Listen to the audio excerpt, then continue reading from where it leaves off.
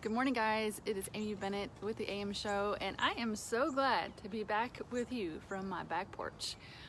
It turned out to be a beautiful day at the end of yesterday after Hurricane Michael flew through this area.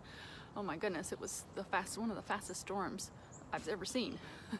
Anyway, so yesterday turned out to be beautiful, and man, this morning fall showed up in the Charlotte area. I'm a little bit chilly. I've got kind of almost long sleeves and blue jeans on, and I'm a little chilly out here. And I mean, it's actually it's like fall out here, which is, I mean, totally blue skies. It's gorgeous out today. So I am a happy camper. I'm gonna miss the summer, but I'm glad to have the gray, dreary days gone. That's what I don't like. I like the sunny days. So happy Friday. I should have said that. Happy Friday. Good morning, Heather. Hope you're doing well. So this morning,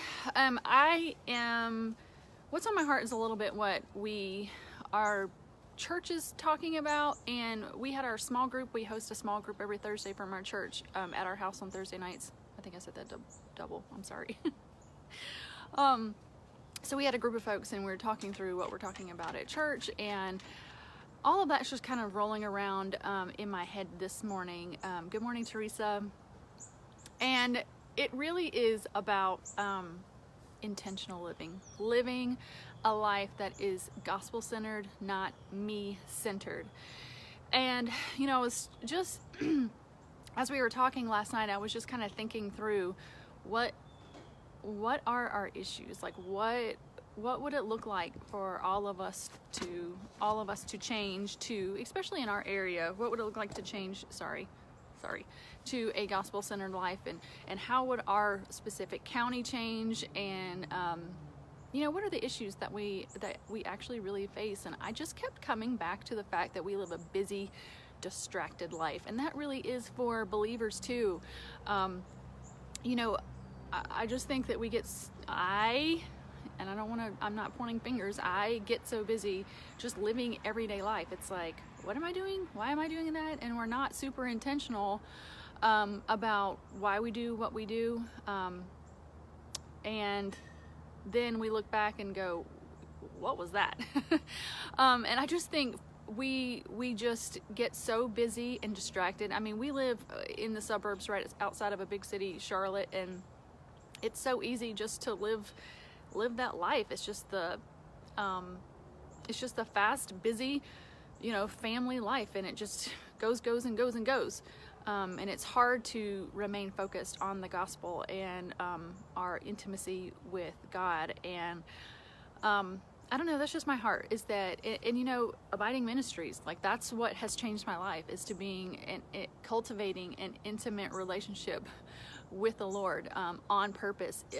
But yet I still, I still myself can live a very distracted life and lose focus. And even still, do I really live an intentional life with my neighbors, with the people I run into, am I intentionally building relationships for the gospel? And I don't know, so that's all that's been running around in my head. And there is something that I have that I do sometimes, and it's called so let me back up. There was a book that guys, I always am recommending books to you guys, but if you have not read Moving Mountains by John Eldredge, please, it is all about prayer. It has changed the way I pray. It is just an amazing book, and one of the things that they talk about are the different types of prayer. Now, I am all for cultivating a personal, intimate relationship with the Lord. I just talked about that, but I think sometimes some written prayers are very helpful. I think it's called The Valley of Vision. That is a book of Puritan prayers that sometimes I pray, that just having other people's words express things that I don't know how to express, and in ways that I don't know how to express them, are very moving to me. So John Eldredge and his wife Stacy Eldredge, you might have read some of her books as well. They have different prayers that they pray, and they have them available on their website. If you go to ransomedheart.com, and they have just many different prayers that you can pray, and they talk about them in that book, Moving Mountains. But they have like a daily prayer, they have prayers for inner healing, they have prayers for like breaking addictions, they have like a list of probably 12-15 prayers on there. You can print them for free. You can go now. They're just, you can actually hear them. They have like an audio version, they have a printable version, and then they have the version you can just read right online, obviously.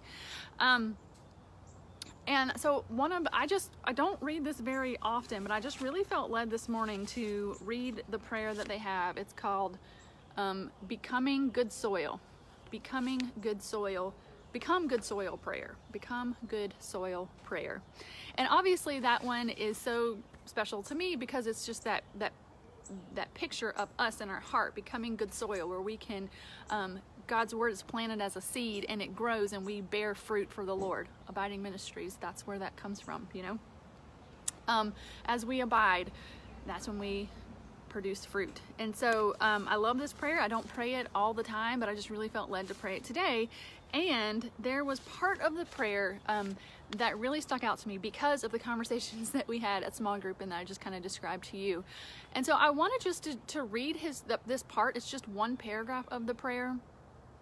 And I just want it to be a prayer for all of us today. And like I said, you can just go download it on the website yourself.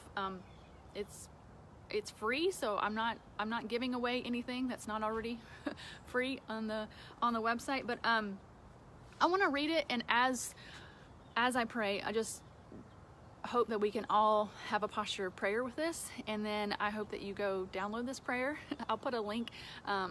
I'll put a link in the description or in the comments or something, so you guys can go directly to that.